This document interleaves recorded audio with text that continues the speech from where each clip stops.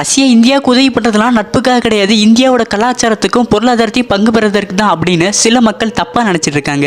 Russia India கூட மட்டும் நெருக்கமாக இருக்கிறதுக்கு உண்மையான காரணம் என்ன தெரியுமா? 1600 காலகட்டத்தில் ரஷ்யா எம்பையரில் பிளவு ஏற்பட்டு அங்குள்ள பல மக்கள் இந்தியாவுக்கு அகதிகளாக வந்திருக்காங்க.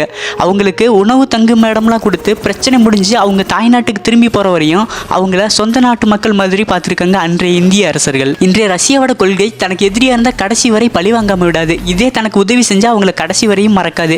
இந்தியா செஞ்ச உதவியை கடைசி வரைக்கும் மறக்கக்கூடாதுன்னு அன்னைக்கே உறுதிமொழி எடுத்திருக்கு ரஷ்யா. இப்படி இருக்கும்பொழுது 1971 அமெரிக்கா, யூகே போன்ற மிகப்பெரிய நாடுகள் இந்தியாவை சுத்து போட்டு உன் நாட்டையே அழிச்சிடும்னு மிரட்டினப்போ அதை பார்த்துட்டு ரஷ்யா சும்மாவா இருக்கும்?